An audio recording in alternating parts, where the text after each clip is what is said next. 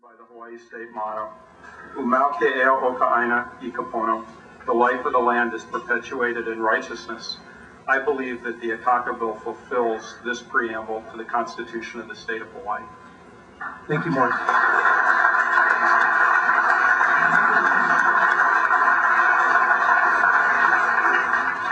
Keala, you're up. Aloha.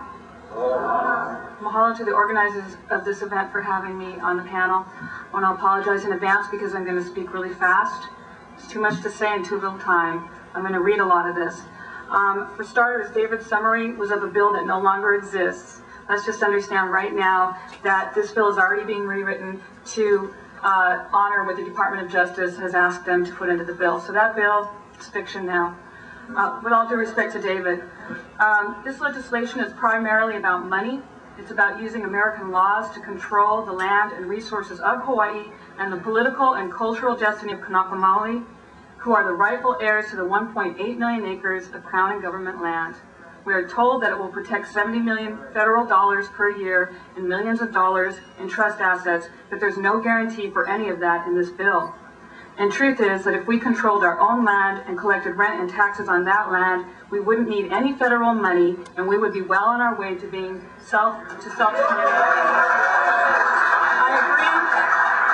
I agree to participate on this panel because I believe there needs to be a perspective here that represents Hawaiian voices that are outside of the American agenda.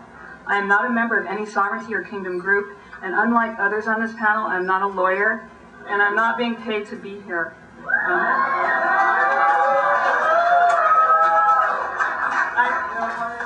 Before these gentlemen get off to the races about legal this and constitutional that, I want to remind all the Kanaka Maoli in the room that law was created to serve the needs of human beings, not the other way around.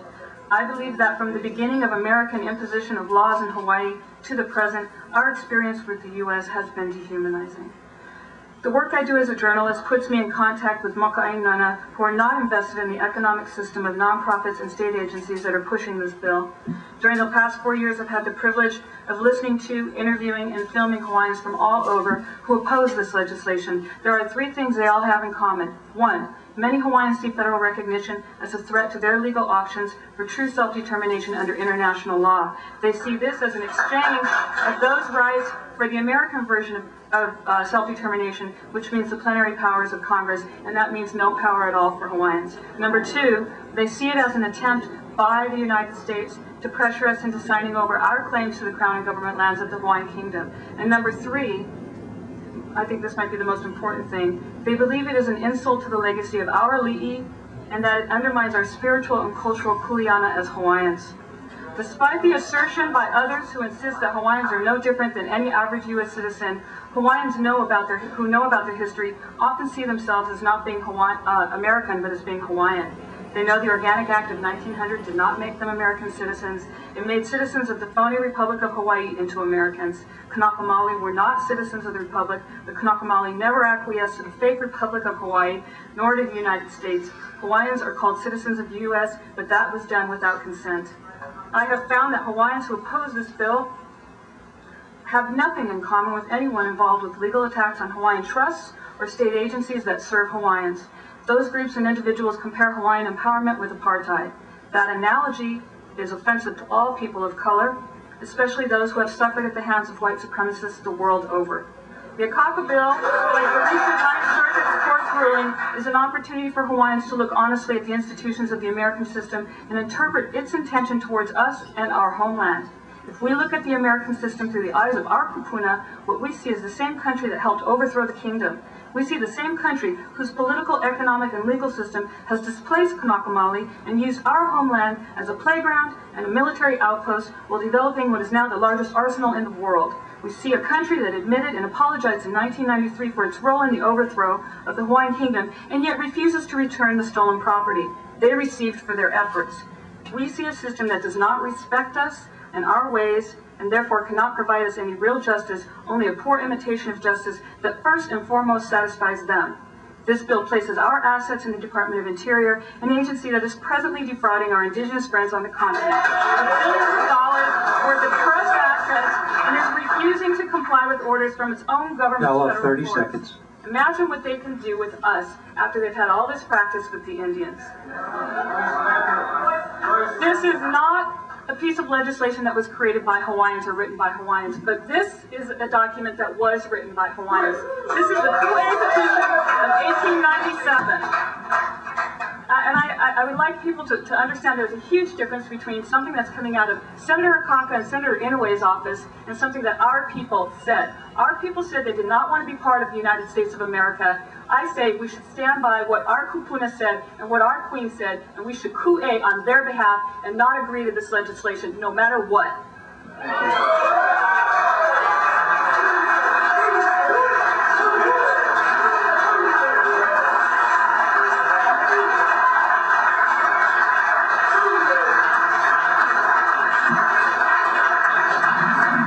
Robert Klein, are you ready? Thanks, Mike. You're up. Aloha kako. Welcome everyone to this forum. Pleased to be a member of this panel, although I'm not sure I'm so happy being between you.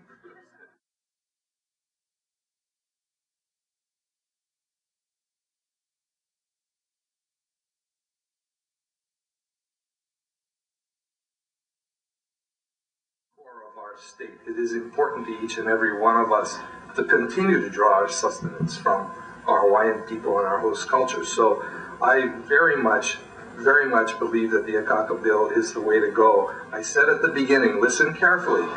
Neither the person on my right nor the person on my left will tell you what is to become of very important Hawaiian assets without this bill. It is not a ruse.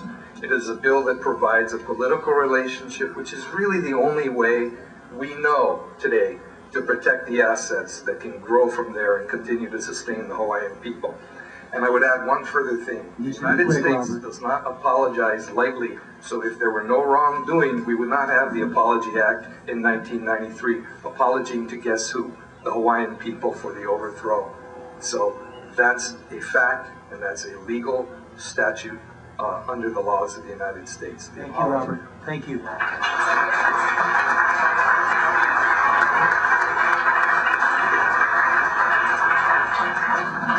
Ayala? We know who we are. As Kanaka Maoli, we know that we have a sacred kuleana to each other and to this place. We know that surpasses any ideas or notions foreigners have about us and our nationality, no matter how many Akaka bills get thrown our way. Hawaiians oppose this bill because they know it's an attempt to make us acquiesce to the overthrow.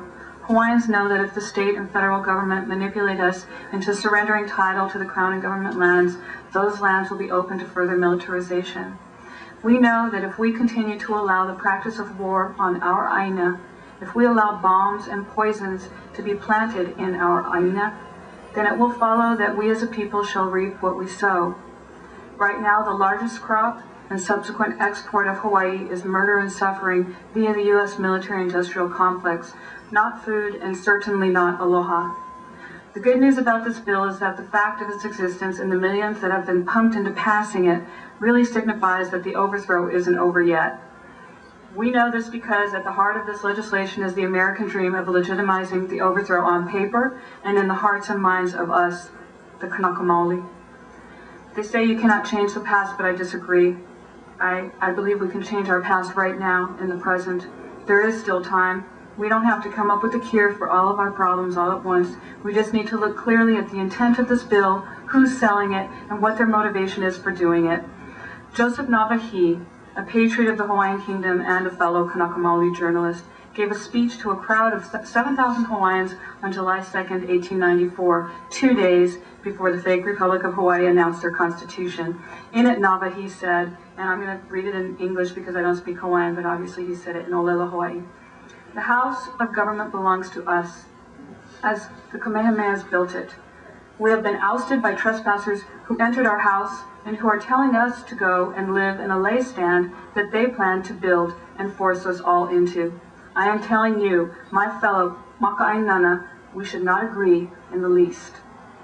Navahi was a politician, something I have no intention of ever being, but as a Kanaka Maoli journalist, I do have one question to ask all of the Kanaka Maoli here tonight or watching this later on television. 15 seconds. If this were 1897, would you have signed the Ku'e petitions? If Calvin, the you can wrap answer it is up. yes, then you know that your kuleana remains the same as the kuleana all our ancestors had. That is our inheritance. That is our entitlement. That is our true legacy. Mahalo nui. Thank you.